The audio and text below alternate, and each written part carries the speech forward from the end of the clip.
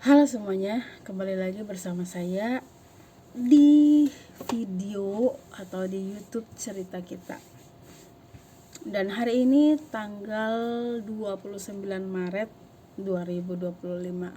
Seperti biasa, saya kembali untuk membacakan renungan harian yang diambil dari buku This Day in Baptist History 2. Kalau misalnya kita rajin untuk membaca This Day in Baptist History atau kisah sejarah-sejarah kaum Anabaptis, setiap hari itu dengan kisah yang berbeda. Ini adalah kisah para misioneri yang mempertahankan iman mereka. Jadi kalau misalnya kita rajin dalam membaca setiap kisah-kisah mereka setiap hari, dari membaca itu iman kita sebenarnya makin hari makin bertumbuh. Karena apa? Kita bisa melihat mereka bertumbuh dalam iman mereka yang awalnya mereka mungkin orang yang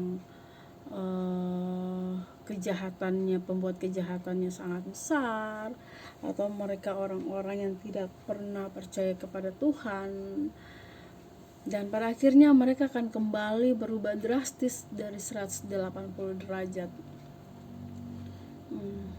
Itu adalah kisah-kisah orang-orang yang mempersembahkan hidup mereka untuk Tuhan. Jadi kalau misalnya setiap saya baca, hari ini saya baca, hari ini saya baca, mungkin orang lain itu nggak sama kali ya, tapi kalau saya setiap baca tuh kayak baca sambil punya pikiran kapan ada yang mau pergi pelayanan atau penginjilan di tempat saya, Halmahera lah gitu, Maluku lah gitu kan, Maluku Utara tuh pengen banget. Kenapa? Saya melihat sejarah orang-orang misionaris ini yang dikirim ke pelosok-pelosok daerah itu. Mereka tidak melihat, mereka tuh nggak lihat kayak gini, saya harus mendapat banyak jiwa gitu. Sebenarnya mereka tidak melihat yang itu. Hati mereka tergerak untuk pergi ke suatu daerah untuk memberitakan Injil, itu sudah puji Tuhan. Lalu sampai di tempat tujuan mereka itu banyak sekali usaha-usaha yang mereka lakukan, dan puji Tuhan, iman mereka itu semakin hari semakin besar kepada Tuhan Yesus. Salah satu contohnya yang tanggal 29 ini, kisah seorang misionaris dari India, tentunya dari India, yang tentunya kalau misalnya kita berbicara misionaris yang dari India itu pasti yang terlintas di pikiran kita itu salah satunya Adoniram Judson, ada William Carey. Orang-orang itu yang tergerak hati untuk pergi pelayanan di daerah India. Nah, kali ini ada salah satu orang namanya Kota Biu.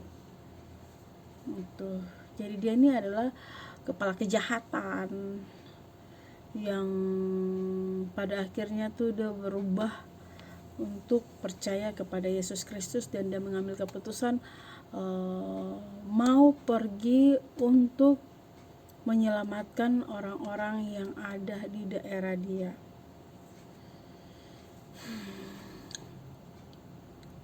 Itu mereka kembali untuk pergi memberitakan Injil ke daerah mereka. Bagaimana dengan saya gitu kan?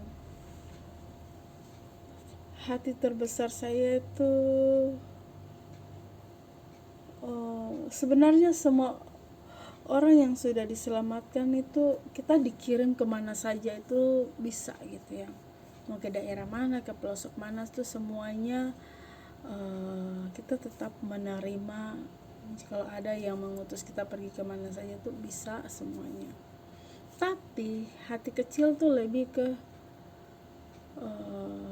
kapan ya di daerah saya itu bisa ada orang pergi penginjilan, dan kita menunggu itu.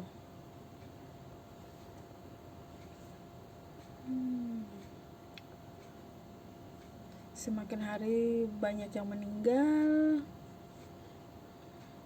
dan belum ada, sampai saat ini belum ada orang yang tergerak hati untuk ke sana.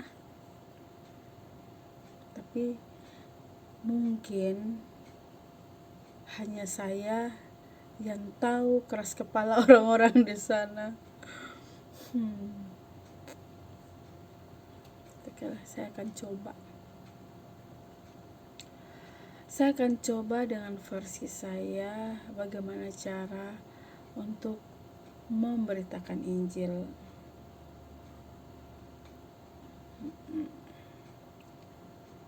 Dan menjadi pokok doa setiap saat. Tuhan, kapan rencana saya bisa dijalankan? Tapi harus saya duluan yang buka jalan dulu.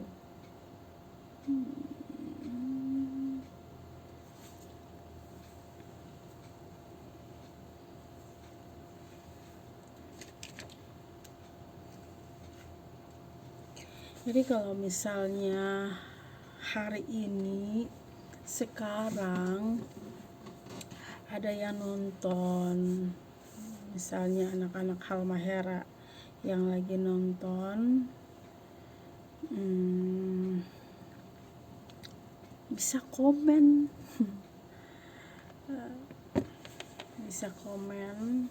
bisa bertanya langsung mengenai firman Tuhan juga bisa, atau mau bertanya seputaran kisah-kisah para Anabaptis, tokoh-tokoh misioneri, atau mau bertanya kenapa bisa banyak gereja, apakah semua gereja itu benar. Nah, teman-teman bisa bertanya di kolom komentar ya, dan saya akan menjawabnya memakai video, membuat video, karena itu lebih simpel dan praktis.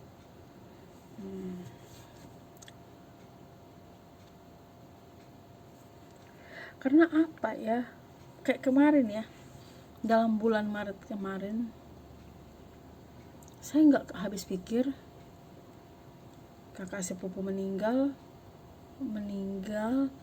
2 hari kemudian tante saya meninggal, 1 minggu kemudian adik ipar saya meninggal.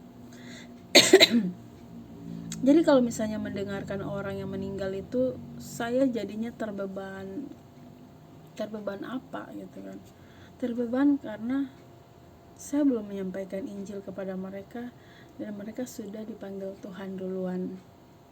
Itu yang menjadi beban saya kalau mendengar anak-anak Halmahera meninggal. Karena kita bisa orang yang belajar Alkitab dengan yang orang yang tidak belajar Alkitab, kira-kira mana yang harus kita dengar? Sampai di sini paham?